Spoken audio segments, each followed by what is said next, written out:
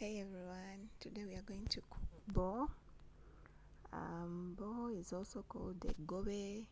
I don't know how it is in other languages, but yeah, right there we start off by removing the bo from the main plant. I don't know whether you call it detaching or denoding. Yeah, we remove it one by one. Then we also, bo is cooked using, okay, it's a mixture of the bo itself and otigo. Otigo are the leafy okra. So in this recipe we are going to use those two basically. So we detach them bit by bit, leaf by leaf. Then after that you have to wash them because yeah, we buy these things from the market, so you never know where the farmer or the seller got it. So you have to wash them very well, and then yeah, we go off by chopping. So the trick is here, when you're chopping bo has to be in very small pieces. Otherwise, if they are big, if the chopped leaves are still big, the bo will not come out well. It won't also taste nice. So emphasis should be put on chopping. It has to be perfectly done, in that by the time you're done you can squeeze the bo and then you even see some juices dripping. Yeah, there you'll just know that yeah, this bo is very well chopped, very tiny, as you can see in the video. So if you chop your bo, you also chop your okra, the leafy okra. We call it otigo in my language. So we chop our otigo very well. It is quite slippery, so you have to be careful with the knife that you're using. And usually otigo has to be less compared to the bo. So when you go to the market to buy, if you're maybe not well conversant, you can always ask the ladies so that you buy the rightful amount. So after chopping, we got our saucepan, put in the water and added the bicarbonate. Yeah, when you're cooking bo, we have to use the bicarbonate. I'll make a video on how to make this bicarbonate at home. So it helps us to, the bicarbonate helps the bo to get ready faster. It breaks down the particles very well, so we get good bo. So we added in our bo in the water. So my bicarbonate was not enough initially, so I had to add it in at this point again, to add in more at this point. Yeah, it is allowed. Once you see that the soup that is forming is whitish, that means the bicarbonate was not enough at the initial stage. So you add in more at this stage, and then you let it cook. As you can see,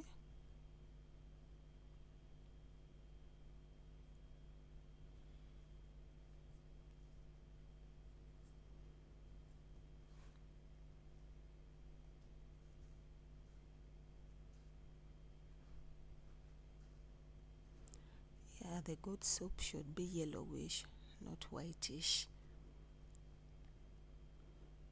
So when you bring it to a boil like that, you can at least see that yeah, there is something good coming out of this.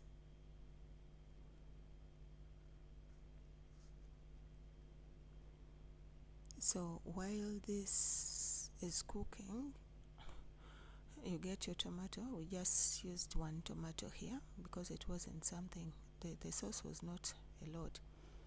So I got a tomato, yeah, chopped it. It should be chopped in very small sizes also, so that it gets ready faster, because this is a meal that does not take over 30 minutes or an hour. No, at least within the range of 30 minutes it should be ready. So the tomatoes are chopped and then you pour them in the sauce, and bring it to a boil also. You let it cook together, as you can see.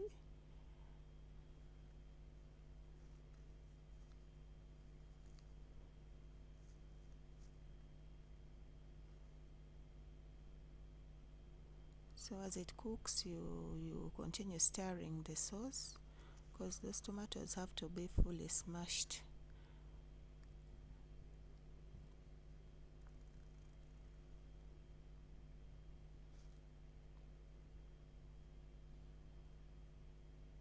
So it cooks, it continues forming the lava-like thing.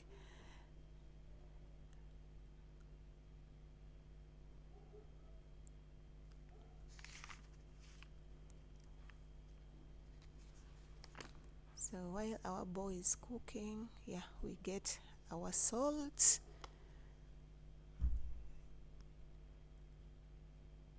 You should note that, I think you noticed that at the beginning we didn't pour in salt. That is how it should be.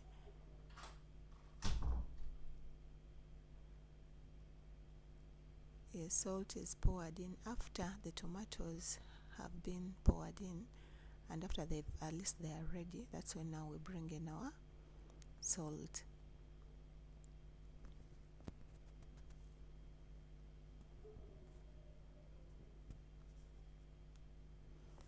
So at this point also, if you're planning to maybe add in fish or any other thing in the bowl, you can bring it also at this point. Like after adding in the tomatoes, you can add in your silver fish or maybe the fish itself.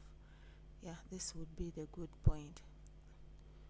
And you let them cook together.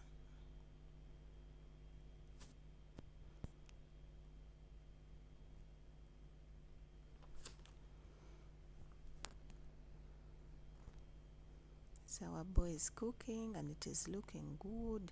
It is promising indeed.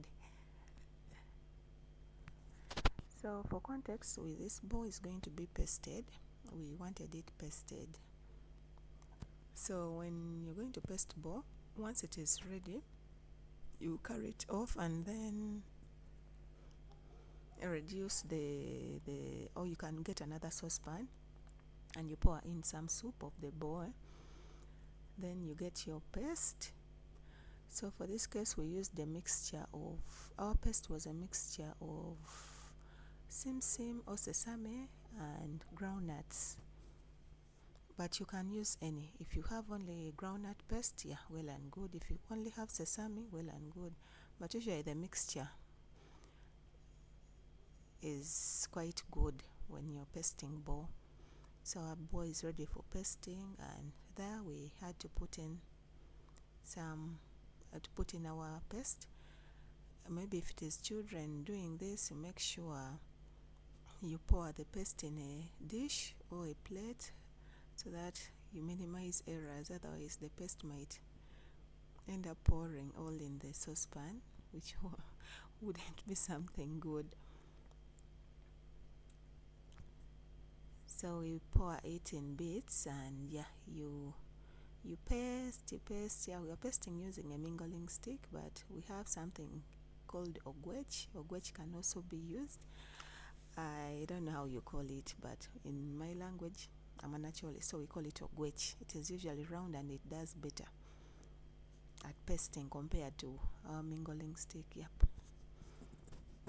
So we are pasting. So while pasting, you should be able to identify certain things. One is the paste separated from the bowl or the main sauce, because that wouldn't be a good sign. A well pasted bowl should not be separate from the paste. Sometimes you find that someone might paste their bowl and the paste is floating, so that wouldn't be something good. Then also you should know that anyway, this is culture, but usually bowl is pasted when it is already put down on the floor. Like you carry off the saucepan and you put it down. but here I violated the law. So I posted it while on the charcoal stove, but in my culture we paste it when the saucepan is down and you don't put it back on the fire.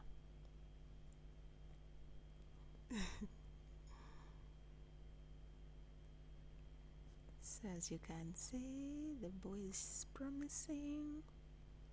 Yeah, bowl can be served with any food that of your choice. Can be sweet potatoes, it can be posho, any that you like, even rice if you're okay with it, or whatever is good for you. Yeah, you can serve it with the bowl.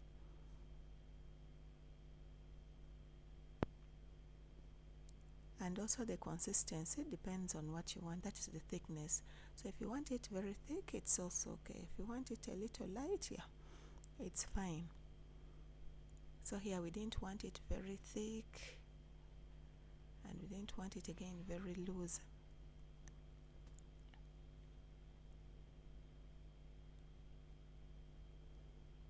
So our bowl is almost ready. Actually, it is ready at that point. So thank you so much for watching my videos. Please subscribe, give me a like, and share the video as well. I hope to share more with you as I also learn from you. Give me a comment as well in the comment section. I love you all and bye.